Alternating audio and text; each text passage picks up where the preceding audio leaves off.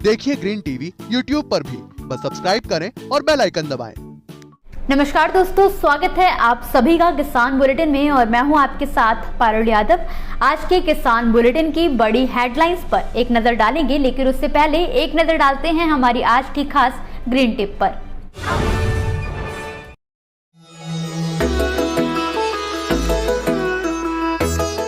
Stevia की खेती में आप साल भर मुनाफा ले सकते हैं, साल भर आप इसकी खेती कर सकते हैं। हाँ, उचित समय इसके लिए माना जाता है फरवरी मार्च का महीना, जब आप इसकी पौध रोप सकते हैं। और बरसात के मौसम में पौध लगाने से आपको बचना चाहिए। रेतीली दोमट मिट्टी जिसका पीएच मान 6 से 7 के बीच हो, स्टीविया की खेती के लिए उत्तम मानी जाती है। और खेत ऐसा चुनें जिसमें जल निकासी की अच्छी व्यवस्था हो, क्योंकि जल भराव वाली क्षारीय मिट्टी इसके लिए अच्छी नहीं मानी जाती, वहाँ इसकी खेती नहीं हो सकती। देखा जाए तो स्टीविया की खेती देश के किसी भी हिस्से में की जा सकती है, क्योंकि मिनिमम यानी न्यूनतम तापमान 11 डिग्री और मैक्सिमम यानी अधिकतम तापमान 45 डिग्री तक की जगह पर इसकी खेती आसानी से हो सकती है, वहाँ संभव है। अगर टेम्परेचर 0 है या बारिश बहुत ज़्यादा होती है तो ऐसे क्षेत्रों में स्टीविया की खेती नहीं फल फूल पाती, वहाँ नहीं करनी चाहिए। आपको हमारी आज की खास ग्रीन टिप कैसी लगी और आपका इस पर हमारे लिए क्या सुझाव है, हमें कमेंट बॉक्स में लिखकर जरूर बताएं। फिलहाल अब जल्दी से नजर डालते हैं किसान बुलेटिन में आज की बड़ी हेडलाइंस पर। कृषि मंत्रालय ने लॉन्च किए 2 खास पोर्टल, किसानों और सरकार के लिए होंगे खास। दूध उत्पादक समितियों ने लिया बड़ा फैसला, अब प्लास्टिक के कंटेनर में दूध सप्लाई नहीं करेंगे किसान। केंद्र सरकार ने बढ़ाए कपास बीजों के दाम, 2 सालों से लगातार हो रही है कीमतों में बढ़ोतरी।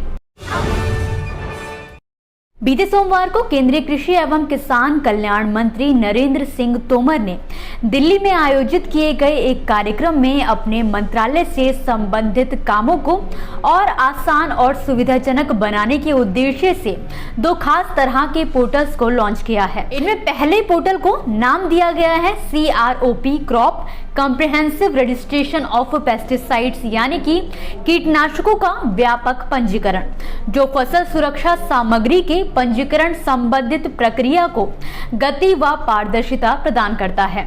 वहीं दूसरा पोर्टल है PQMS, plant quarantine management system, Hindi में मतलब है वनस्पति संगरोध प्रबंधन प्रणाली। ये प्रणाली कृषि उत्पादों के निर्यात व आयात संबंधी दस्तावेजों को जारी करने में अपनी अहम भूमिका अदा करेगी।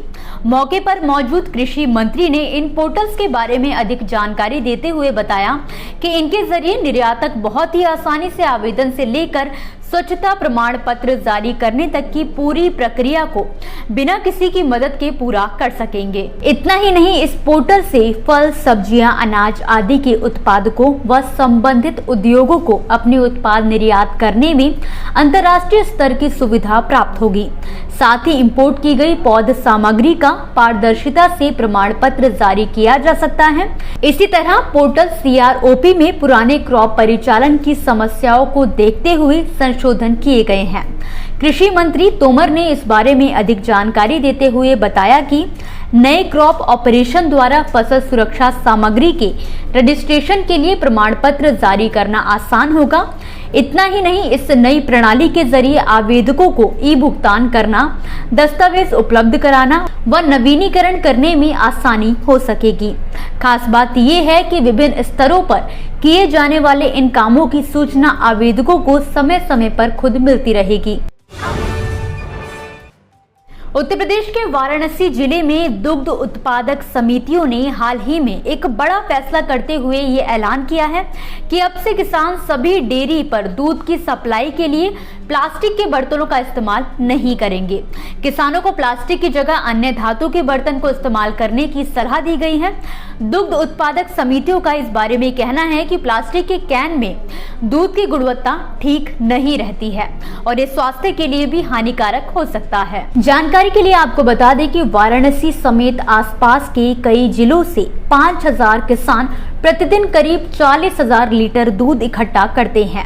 ऐसे में किसान अपने दूध को प्रोसेसिंग यूनिट तक ले जाने के लिए प्लास्टिक की बाल्टी का इस्तेमाल करते हैं। प्लास्टिक की बाल्टी कम वजन और सस्ती होने की वजह से किसानों की पहली पसंद बनी हुई है, लेकिन अब इसका इस्तेमाल ना करने की सलाह दी जा रही है। इसका कारण ये बताया जा रहा है कि प्लास्टिक के बर्तन में दूध की गुणवत्ता बरकरार नहीं रहती है। जब किसान प्लास्टिक के कंटेनर में दूध रखकर लाते हैं तो उसमें से कुछ मात्रा में केमिकल्स दूध में मिल जाते हैं। ये केमिकल्स भले ही दिखाई नहीं देते, मगर ये पूरे टैंकर के दूध को नुकसान पहुंचा देते हैं। एक तरफ डीजल पेट्रोल के बढ़ते दामों ने आमजन के साथ किसानों की चिंता पहले से ही बढ़ाई हुई है, तो वहीं अब केंद्र सरकार ने कपास के बीजों का दाम बढ़ाकर कपास किसानों के सामने एक और बड़ी समस्या खड़ी कर दी है। ये लगातार दूसरा साल है जब केंद्र सरकार द्वारा कपास के बीजों की कीमतों में इजाफा किया गया है। जानकारी के लिए आपको बता दें कि पिछले साल कपास के बीटी बीजों के एक पैकेट की कीमत 737 रुपए थी, जिसमें 30 रुपए की बढ़ोतरी इसे 767 रुपए कर दिया गया था। और इस बार लगातार दूसरे साल बीटी कपास के बीजों की कीमतों में 43 रुपए का इजाफा कर इसे 810 रुपए कर दिया गया है। खबर की माने तो 1 एकड़ खेत में कम से कम 3 पैकेट बीजों का इस्तेमाल किया जाता है। ऐसे में प्रति एकड़ किसानों पर 129 रुपए का अतिरिक्त भार बढ़ गया है। ये खबर खास तौर पर पंजाब के किसानों के लिए बुरी मानी जा रही है, क्योंकि पंजाब के ही ज्यादातर किसान बीटी कपास की खेती करते हैं। वहां पिछले साल कपास में पिंक बॉलवर्म के प्रकोप के चलते जो नुकसान हुआ था, उससे अभी तक यहां के किसान उभर नहीं पाए हैं। ऐसे में बीजों की कीमतों में बढ़ोतरी होने से राज्य के कपास उत्पादक किसानों को केंद्र सरकार का फैसला बहुत भारी पड़ने वाला है। कुछ कपास उत्पादकों ने बताया कि सरकार हर साल बीज की कीमतों में बढ़ोतरी कर रही है, इससे उनकी फसल की लागत बढ़ गई है। केंद्र की सरकार ने पिछले साल भी बीज के दामों में वृद्धि की थी। पिछले साल और इस साल की वृद्धि देखें तो 2 साल में 73 रुपए की बढ़ोतरी की गई है। दोस्तों, ये थी वो खबरें जिन्हें हमने आप तक विस्तार से पहुंचाया, लेकिन अब हम बात करेंगे कुछ ऐसी खबरों की जिनके बारे में भी आपके पास जानकारी होना जरूरी है। तो चलिए फटाफट से एक नजर डालते हैं खेती किसानी और कृषि क्षेत्र से जुड़ी आज की छोटी बड़ी अपडेट्स पर। चुनावी साल की नजदीकियों को देखते हुए अब हिमाचल प्रदेश सरकार द्वारा बिलासपुर के ऐसे किसानों का कर्ज माफ करने पर विचार किया जा रहा है जिन्होंने सरकार से सब्सिडी लेकर अपने खेतों में पॉली हाउस की स्थापना कराई थी। माना जा रहा है कि पॉली हाउस स्थापित करने की लागत काफी ज्यादा थी, जिसके चलते किसानों को कर्ज लेना पड़ा था और अब वो इसे चुका पाने में असमर्थ है। मामले को लेकर बिलासपुर के किसानों का कहना है कि वो बार बार अधिकारियों के चक्कर तक लगा रहे हैं, लेकिन उनकी कोई सुनवाई नहीं हो रही। पंजाब के भटिंडा जिले के गांव बाजक में एक किसान ने सोमवार को जहर निकलकर खुदकुशी कर ली। किसान द्वारा की गई खुदकुशी का कारण उसके खेतों में लगी गेहूं की फसल की कम पैदावार को बताया जा रहा है। मृतक की पहचान रमनदीप सिंह के तौर पर हुई है। किसान जमीन ठेके पर लेकर खेती करता आ रहा था। इस बार पैदावार कम होने के चलते वो काफी परेशानी में था और बीते सोमवार को अचानक उसने जहर खाकर आत्महत्या कर ली। हिमाचल प्रदेश के जिले सिरमौर में लहसुन की फसल पर सूखे की मार से किसान चिंतित हैं। लंबे समय से बारिश न होने के कारण लहसुन की फसल सूखनी शुरू हो गई है। इससे उत्पादन पर भी विपरीत असर पड़ रहा है। जिले में 50 से 60% लहसुन की फसल सूखे से प्रभावित हो चुकी है। हालांकि कृषि विभाग इसे 25 से 50% मान रहा है। सबसे अधिक परेशानी उन किसानों के लिए आ रही है जो सिंचाई के लिए पूरी तरह से बारिश पर निर्भर हैं।